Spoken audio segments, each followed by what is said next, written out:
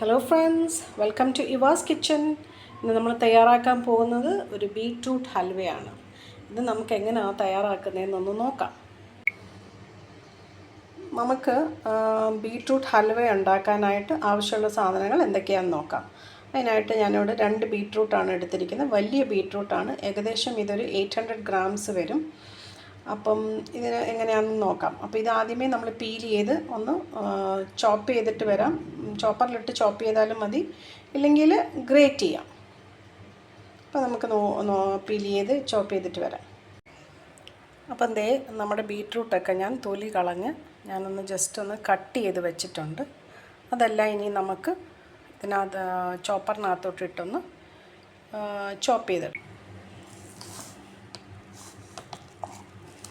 അപ്പം നമുക്ക് ഈ ബീറ്റ്റൂട്ടെല്ലാം ചോപ്പറിനകത്തുനിന്ന് ഈ അരിപ്പയിലോട്ടിട്ട് നമുക്ക് നന്നായിട്ടൊന്ന് അരിച്ചെടുക്കാം. അപ്പോൾ ഇതെല്ലാം മൊത്തത്തിലും ഇതിനകത്തോട്ട് ഇട്ടിട്ട് നമുക്കൊന്ന് അരിച്ചെടുത്ത് വരാം. അതിൻ്റെ ജ്യൂസ് മാത്രം എക്സ്ട്രാക്റ്റ് ചെയ്യാം. ഞാനിപ്പോൾ എന്താ ഇത് മൊത്തം എടുത്തിട്ടുണ്ട്. അപ്പോൾ ഫുൾ ജ്യൂസ് എക്സ്ട്രാക്റ്റ് ചെയ്തിട്ടുണ്ട്. ഇതൊരു എനിക്ക് തോന്നുന്നേ ഈ ജ്യൂസ് ഒരു കപ്പ് കാണും. നമുക്കൊന്ന് അളവ് നോക്കാം. അപ്പം ബാക്കി ഇത് അരിച്ചെടുത്തത് ഇങ്ങോട്ട് ഇട്ടിട്ടുണ്ട്. ഇത് വേണമെങ്കിൽ നമുക്കൊന്ന് വൈൻ ഉണ്ടാക്കാം കേട്ടോ. ഓക്കെ, ഞാനിപ്പം ഈ ബീറ്റ്റൂട്ടിൻ്റെ ജ്യൂസ് നമ്മൾ എക്സ്ട്രാക്റ്റ് ചെയ്തത് ഒരു മെഷറിങ് കപ്പിലോട്ട് ഒഴിച്ചിട്ടുണ്ട്. അതിൽ 250 ml ആണ് കാണിക്കുന്നത്. അതായത് ഈ സൈഡിൽ കപ്പാണ്, 1 കപ്പും 250 ml അത്രയാണ് കാണിക്കുന്നത്. ഇതിനകത്തുണ്ട്, ഈ ലെഫ്റ്റ് സൈഡിലേതാണ് ml കാണിക്കുന്നത്, 250 ml. ഇത് 1 കപ്പ്. അപ്പോൾ 1 കപ്പിനേക്കാൾ ഇച്ചിരി കൂടുതലുണ്ട്, അതുകൊണ്ടാണ് 1 കാണാത്തത്. ഇത് കണ്ടോ, 1 കപ്പാണ്. സോ 1 കപ്പും ഒരു ശകലം കൂടെ ഉണ്ട്. അപ്പോൾ ഇത്രയാണ് നമുക്ക് കിട്ടിയിരിക്കുന്നത്. അപ്പം ഞാനിപ്പം ഇത് ഒന്നുകൂടൊന്ന് അരിച്ച് നമ്മുടെ ഉണ്ടാക്കാൻ പോകുന്ന പാനിലോട്ട് ഞാൻ ഒന്ന് ഒഴിക്കുകയാണ്. നമുക്കിതിലേക്ക് കോൺഫ്ലോറും ഷുഗറും കൂടെ ആഡ് ചെയ്യണം. അപ്പം ഞാനിതിലേക്കൊരു 5 ടേബിൾ സ്പൂൺ കോൺഫ്ലോറാണ് ചേർത്തിരിക്കുന്നത്. നമുക്കിതെല്ലാം ഒന്ന് ഇളക്കി മിക്സ് ചെയ്യാം. ഞാനിപ്പം ഇതിനകത്തെ കോൺഫ്ലോർ നന്നായിട്ട് മിക്സ് ചെയ്തിട്ടുണ്ട്. ഇനി നമുക്ക് 1 കപ്പ് പഞ്ചസാരയാണ് ഞാൻ എടുത്തിരിക്കുന്നത്. 1 കപ്പും ചേർത്തേക്കാം. ഓക്കെ, ഇച്ചിരി മധുരം കൂടുതലായിരിക്കുമെന്ന് തോന്നുന്നു. ഓക്കെ, പഞ്ചസാര ചേർത്തിട്ടുണ്ട്. ഇനി ഇതോടൊപ്പം ഞാൻ ഇച്ചിരി ഏലക്ക പൊടിച്ചതും കൂടെ ചേർത്ത് നമുക്ക് സ്റ്റൗ ഓൺ ചെയ്തിട്ട് ഇളക്കാം.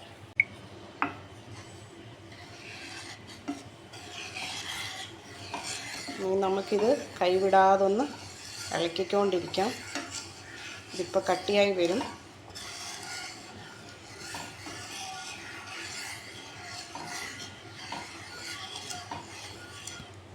കുറച്ച് നെയ്യും കൂടെ ഒഴിക്കണേ, 2-3 സ്പൂൺ നെയ്യും കൂടെ. ഇതിപ്പോൾ ദാ കട്ടിയായി വരുന്നുണ്ട്.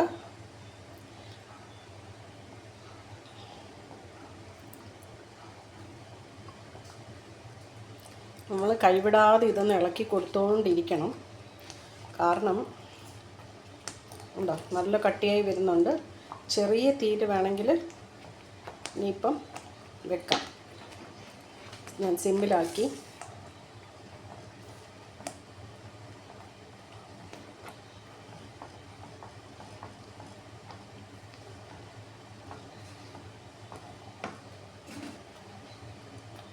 കുറച്ച് നെയ്യും കൂടെ ഒഴിച്ച് കൊടുക്കാം.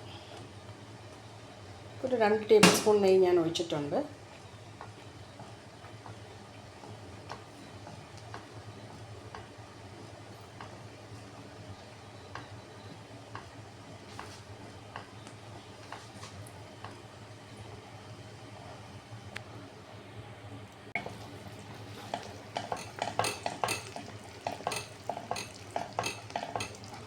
അപ്പോൾ നന്നായിട്ട് ഇതൊന്ന് കുറുകി വരുന്നുണ്ട്. ഇതിൻ്റെ സൈഡൊക്കെ വിട്ടിങ്ങനെ ഒരു ബോൾ പോലെ വരണം.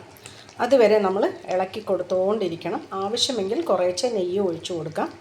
ഇനി നമുക്ക് കാഷ്യൂസോ ചോപ്ഡ് അല്ലാത്ത കാഷ്യൂസോ നമ്മുടെ ഇഷ്ടമാണ്. ബദാമും വേറെ എന്തൊക്കെ നട്ട്സ് ചേർക്കണോ അതൊക്കെ ചേർക്കാം. അതുപോലെ പഞ്ചസാരയ്ക്ക് പകരം നിങ്ങൾക്ക് വേണമെങ്കിൽ ശർക്കര ചേർക്കാം കേട്ടോ.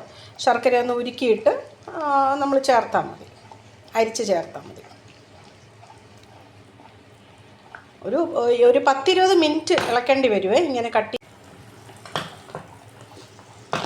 നമ്മൾ ഇത് കൂടുതൽ സമയം എടുക്കുന്നത് വെള്ളം കൂടുതലാവുമ്പോഴാണ്. അതുകൊണ്ടാണ് പറയുന്നത് നമ്മൾ മിക്സിയുടെ ജാറിലിട്ട് അടിക്കാതെ നമ്മൾ ചോപ്പറിനകത്തിട്ട് മാത്രം സ്ക്വീസ് ചെയ്തെടുക്കുന്നത്. ഇച്ചിരി വെള്ളം ഒഴിച്ചിട്ട്. അപ്പം മിക്സിയുടെ ജാറിലിട്ട് നമുക്ക് അടിച്ചിട്ട് വേണമെങ്കിൽ എടുക്കാം. അപ്പം നമുക്ക് ബീറ്റ്റൂട്ടിൻ്റെ ആ മാക്സിമം ജ്യൂസ് കിട്ടും.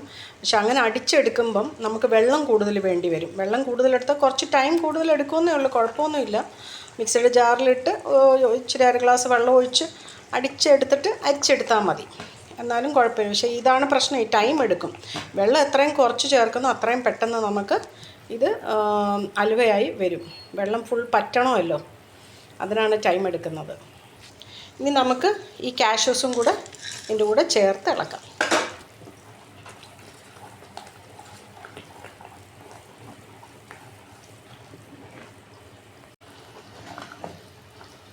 അപ്പോൾ ഇത് മതിയാവും. നമുക്കിത് ട്രേയിലോട്ട് മാറ്റാം.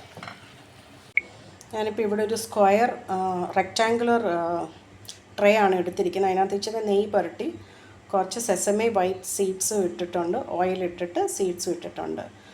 ഓക്കെ, അപ്പോൾ ഈ ട്രേയിലായിരിക്കും നമ്മൾ ഇത് മോൾഡ് ചെയ്തെടുക്കുന്നത്. ഈ ട്രേ സെറ്റാക്കിയ കൂട്ടത്തിൽ തന്നെ ഞാൻ ഇച്ചിരി സെസമി സീഡ്സും കുറച്ച് ചോപ്ഡ് കാഷ്യൂസും കൂടെ എടുത്ത് വെച്ചിട്ടുണ്ട്. നമുക്കിതിനകത്ത് മേളിൽ ഡെക്കറേറ്റ് ചെയ്യാനും മിക്സ് ചെയ്യാനും കൂടി വേണ്ടിയിട്ടാണ്.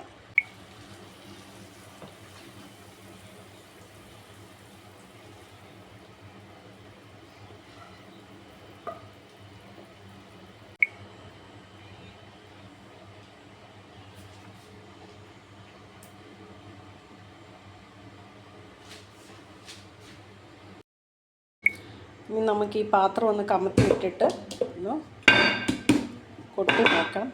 നമുക്കിത് കമത്തി ഇട്ടിട്ട് ഇതൊന്ന് തുറന്ന് നോക്കാം. അപ്പം നമ്മുടെ ബീറ്റ്റൂട്ട് ഹൽവ റെഡി ആയിട്ടുണ്ട്. ഇനി നമുക്കിതൊന്ന് മുറിച്ചെടുക്കാം. നമ്മുടെ ഹൽവ നല്ല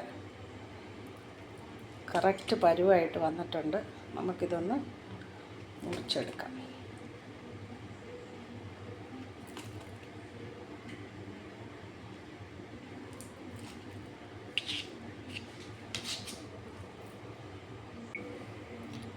അപ്പം നമ്മുടെ ഹൽവയൊക്കെ ഒന്ന് മുറിച്ചിട്ടുണ്ട്. നമുക്കിനി ഇത് നമുക്കൊരു പീസ് എടുത്ത് നോക്കാം. കണ്ടോ, നല്ല ടേസ്റ്റി ആയിട്ടുള്ള ഹൽവയാണ്. അപ്പോൾ എല്ലാവരും ഒന്ന് ട്രൈ ചെയ്ത് നോക്കിയിട്ട് നിങ്ങളുടെ അഭിപ്രായങ്ങൾ അറിയിക്കണേ.